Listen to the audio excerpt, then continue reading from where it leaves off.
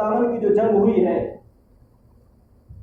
5 यहूदी लिखते हैं, यहूदी अपनी तारीख में लिखता है कि उस जंग में 5 लाख मुसलमानों को शहीद किया गया। 5 लाख मुसलमानों, जिसमें 95,000 सिर्फ उलमा किराम थे। 95,000 सिर्फ उलमा किराम थे। और वो जंग का क्या आलम था?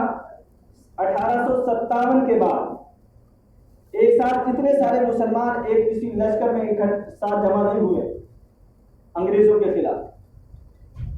1857 की जंग का आलम यह था कि एक तरफ एक महाज मौलाना जाफर शहीद रहमतुल्लाह अलैह के हाथ में है, और ये है अंबाला में, और दूसरे शामली में मौलाना मुहाजिर इमदादुल्लाह मुहाजिर मक्की रहमतुल्लाह अलैह दूसरे तरफ से छोड़ संभाले हुए। इन दोनों हजरात के निगरानी में और शेखुल हिंद रहमतुल्लाह अलैह ने इनकी क़ियादत की है 1857 में। लेकिन क्या कहिए, किस्मत थी कि मुसलमान इस पर हज़ीमत का सामना करना पड़ा और मुसलमान इस जंग को हार गए। और अंग्रेजों को अब और ज्यादा ताकत हासिल हो गई। वो समझने लगे कि अब हमने मुसलमानों को हरा दिया है, तो अब तो कोई ऐसा बाकी नहीं बचा जो हमारा मुकाबला कर सके। अब तो उन्होंने क्या करना शुरू किया कि इस जंग में 1857 की जंग में जितने लोग शहीद हुए थे, उनके जो बच्चे थे उनको फिर ही अपने स्कूल में पढ़ाना शुरू कर दिए, उनको अपनी तालीम देनी शुरू कर दी। तब शेखुल हिंद रहमतुल्लाह अलैह और शेखुल इस्लाम मौलाना हुसैन अहमद मदनी रहमतुल्लाह अलैह, इन लोगों को फिक्र लाहिक हुई कि अपनी कौम को बचाया कैसे जाए। बल्कि 1857 की जंग के बाद लंदन से और यूरोप से पादरियों को बुलाया गया कि हमें इस हिंदुस्तान को ईसाई देश बनाना है। उस पर मेहनत करने के लिए तो उन्होंने मशवरा दिया कि इनके बच्चों को पढ़ाओ और फ्री में पढ़ाओ, फीस लेने की जरूरत नहीं। तब मशवरा किया शेखुल हिंद रहमतुल्लाह अलैह ने कहा कि हमें भी बिना फीस के मदरसे कायम करने। 1866 या 1867 के शुरू में दारुल उलूम देवबंद की बुनियाद रखी गई। उस बुनियाद रखने का मकसद ये था कि इनका ईमान बाकी रहे, और दूसरा हमें फौज तैयार करनी थी अंग्रेजों के खिलाफ, ताकि हम अपने देश को आजाद करा सकें। अनार के दरख्त के नीचे पढ़ाना शुरू किया, एक तहरीक शुरू की शेखुल हिंद रहमतुल्लाह अलैह ने। जगह जगह पर मदरसे कायम कर दिए गए, और जब वहां से पढ़ करके अपने जो उनके शागिर्द थे उनको भेजते थे कि जाओ जा करके बच्चों को फ्री में पढ़ाओ, और उसके अलावा जो लोग उनका जहन बनाओ कि एक ईमान वाला गुलामी को कबूल नहीं कर सकता। तो वो लोगों में काम कर रहे थे और लोगों का जहन बना रहे थे, और उन्होंने एक तरतीब दी थी, एक निज़ाम बनाया था। 30 साल की मेहनत की है। 30 साल में चूंकि हज़रत शेखुल हिंद रहमतुल्लाह अलैह मौलाना और शेखुल इस्लाम मौलाना हुसैन अहमद मदनी रहमतुल्लाह अलैह की समझ में ये बात आ गई थी कि अब हमारी इतनी ताकत नहीं है कि हम अंग्रेजों से मैदान कारजार में जाकर के जंग कर सके। तो उन्होंने सोचा कि जंग करें कैसे, जंग करनी है, हार करके नहीं बैठना, जंग करनी कैसे है। तो उन्होंने जमीन को तैयार करना शुरू किया। उसमें सिर्फ मजहब इस्लाम की तालीम नहीं दी जा रही थी, वहां मुजाहिदीन पैदा किए जा रहे थे। उनका जहन बनाया जा रहा था कि अपने देश से कैसे मोहब्बत की जाती है। 30 साल की मेहनत में जो निज़ाम बनाया था और जो सरहदी इलाका था, वहां का बादशाह मुकर्रर कर दिया था राजा महेंद्र प्रताप सिंह को। शेखुल हिंद रहमतुल्लाह अलैह ने अपने खाके में उनको शामिल कर लिया था।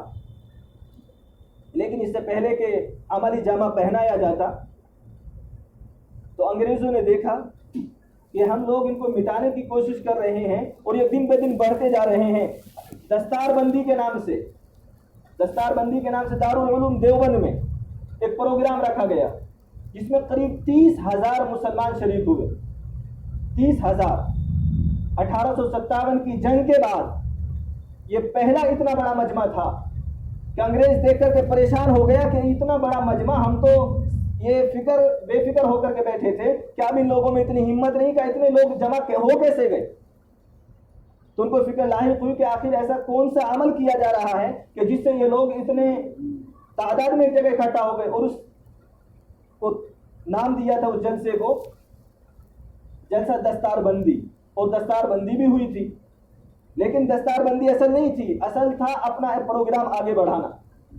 उसी तहरीक में शामिल किया था तहरीक रेशमी रुमाल को, कि रुमाल पर रेशम से लिख करके लोगों को पता भेजा जाता था, अपना पैगाम पहुंचाया जाता था। शेखुल हिंद रहमतुल्लाह अलैह ने बल्कि यहाँ तक लोगों ने काम किया इस देश के लिए, यहाँ तक काम किया है कि लोग फूल बेचने के लिए आया करते थे, फूल, और फूलों के अंदर कुछ कागज में फूल मिला लिया करते थे जिन पर पैगाम लिखा होता था, और वो पैगाम दूसरे तक पहुंचा दिया करते थे ताकि दूसरों तक ये बात पहुंचे। तो शेखुल हिंद रहमतुल्लाह अलैह ने जब कुछ खुतूत लिखे हैं, और वो कुछ खुतूत ऐसे लोगों के हाथ में लग गए जो अंग्रेज के पिट्ठू थे, उन्होंने खबर पहुंचाई कि शेखुल हिंद रहमतुल्लाह अलैह ने तहरीक चला रखी है, का ये काम कर रहे हैं तुम्हारे खिलाफ बगावत करने का। तो अंग्रेज को पता चला, अंग्रेज ने, और जब हजरत सफर पर निकले हुए थे अपने इसी काम के लिए, मक्कातुल मुकर्रमा और हिजाज का सफर था, जब अंग्रेज को पता चला तो मक्कातुल मुकर्रमा से आपको उठा लिया गया और माल्टा की जेल में ले जाकर के आपको बंद कर दिया गया, जहां की सर्दी माइनस में जाती है, और आपको इतनी तकलीफ दी गई शेखुल हिंद रहमतुल्लाह अलैह को, पूरी रात बर्फ की सिल्ली पर लिटा दिया जाता है। जब उनका इंतकाल हुआ है तो उनको गुस्ल देने वालों ने देखा कि उनकी कमर पर सियाह निशान पड़े हुए हैं, काले निशान। तो मौलाना हुसैन मदनी रहमतुल्लाह अलैह से किसी ने सवाल किया कि हजरत आप तो सफेद जिस्म वाले हैं, शेखुल हिंद रहमतुल्लाह अलैह के बारे में कि आपका जो जिस्म था वो तो सफेद था, का काले निशान कैसे पड़ गए? कहा कि मैंने देखा है मेरे उस्ताद मोहतरम शेखुल इस्लाम रहमतुल्लाह अलैह कहते हैं कि मैंने देखा अपने उस्ताद शेखुल हिंद रहमतुल्लाह अलैह को कि अंग्रेज उनको लेकर के गया है और कहा कि अंगारे जलाए हैं और अंगारों पर आपको लिटाया गया है, का आपकी चर्बी से वो अंगारे ठंडे हुए हैं, का उसके निशान। ऐसे ही देश को आजादी नहीं मिल गई है जो हमने तारीख भुला करके डाल दी है पीछे। शेखुल हिंद रहमतुल्लाह अलैह जब जेल से छूट करके आए, अभी कश्ती में है, अभी जहाज में है, अभी उतरे नहीं हैं। सरबख्श रहमतुल्लाह अलैह वो पहुंचे आपके पास और जाकर के कहा कि मैं नवाब साहब का सलाम लेकर के आया और उनके पास से आया हूं। कहा हजरत आपने जो मिशन शुरू किया है आजादी का, कहा हजरत हम चाहते हैं कि अब आप अपनी खानका में बैठ करके लोगों के दिलों को मुनव्वर कीजिए, आप मसनद संभालिए और लोगों को हदीस पढ़ाइए, का जो मिशन आपने आजादी का छेड़ा है, आप इससे पीछे हट जाए। बहुत कमजोरी की हालत थी, चूंकि अंग्रेजों ने बड़ा तशद्दुद किया था, लेटे हुए थे कमजोरी की हालत में। लेकिन जैसे ये बात सुनी फौरन उठ करके बैठ गए और कहा कि महबूबुल हसन के दिलो दिमाग में और उनके खून में यह बात पेवस्त है कि मैं उस देश में बैठ करके पढ़ाना तो नामुमकिन है, क्या पढ़ाऊंगा? कहा मैं उस देश में मरने को पसंद नहीं करता हूं जिसमें गुलामी हो और अंग्रेज उस पर हुकूमत करता। क्या गुलामी में मैं मरना भी पसंद नहीं करूंगा कि मुझे वहां दफन किया जाए।